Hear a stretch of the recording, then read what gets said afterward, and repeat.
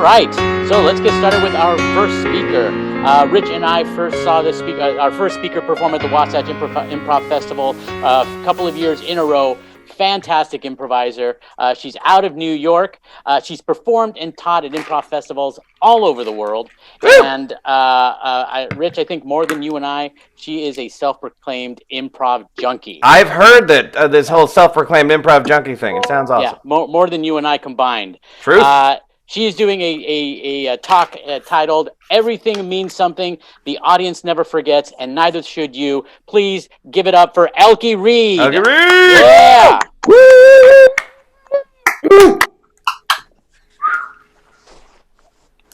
Hello! All right. I thought it would be more dramatic. Hello, everybody. I'm Elke Reid, and I'm honored to be on this panel of, as you say, incredible improvisers. Thank you for having me. My talk is about, everything means something. When you're on that stage, everything that happens, it means something. The audience, they're like elephants. They never forget. How many times have you ever been in a scene and somebody like messes up a word or something, and then you'll hear somebody in the audience like, but nobody addresses it. It's weird, right? It's like the mistake happens, and it's like right here, and everybody's doing the scene around it. And it's like the audience is like, they don't see that right there. It's like bumping them in the face, like, and the audience will still remember it. That's why when you make a callback to something and it was grounded well, the audience, it hits harder because the audience remembers, right? So any kind of mistake or anything, it makes a difference. I remember even if you just address it real quick and move on, as long as you address it, like, it's super important. Like I feel like that's something that improvisers forget, that the audience is an important factor in the show. Like they tend to gloss over their intelligence factor. It's like the audience is essentially the only people in that room. Is somebody chewing? Somebody's chewing? Anyways, the audience essentially is see, the audience, I hear that. The audience is essentially the only people in that room of the show that sees everything, right? You might be on stage and you might be performing. You don't see what's happening behind you. You might be in the wings. You're paying attention to the scene, but you're also thinking about, okay, what can I edit? What can I add to the scene? So you're not 100% focused. The audience is the only people in that room that are 100% focused, hopefully, on what's happening in the scene. And you can't just let stuff like fly. You have to just you have to go with. I'm sorry, I'm getting notifications while I'm talking. I addressed it. Like a perfect example, like I was on in a show once, and some player tagged out my scene partner, and they came in and they were like, "Hey, I'm a big time movie producer." And I mean, he sounded like he was gonna say music, but he decided to say movie, but it sounded weird. And I know everybody heard it. So like, you have to address it. So, I didn't make a big thing of it, but I addressed it real quick, right? So I was like, oh, movies, are those more exciting than movies? I never heard of those. So, he addressed it, and then he moved on to why he tagged that person out, and the scene went on. Like, it doesn't have to be a major part. It's almost like satisfying the audience's brain. Like, okay, because they're going to keep thinking about it. Like, the audience is judging you, whether you want to believe it or not. They are judging you. They want you to entertain them. That's why they're there. That's why they paid for a ticket or not. either way, they've invested their time to sit down and watch your show. Now, you owe it to them to give your all to that, right? That's why everything means something, right? If you establish that there's a table in the scene, right? And then in 2 minutes later, you just walk through that table. You forget that the table's there. The audience, they remember that table. So you might hear somebody on it be like, what that He-Man? He just smashed through that table. What's up with that? Right? But get this, if you have that table there and you remember that table's there and you walk around that table, you be like, oh, that might not be funny, but the audience will laugh because of that recognition. They're like, aha, they remember that table was there, right?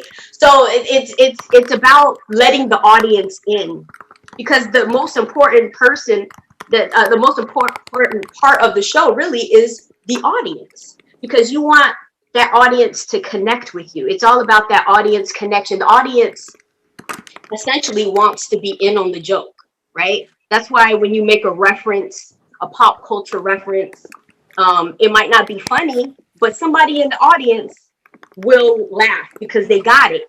Not because they thought it was funny, because they're like, okay, I got that. All right, I see what you did there, right? Not because it was hilarious, right?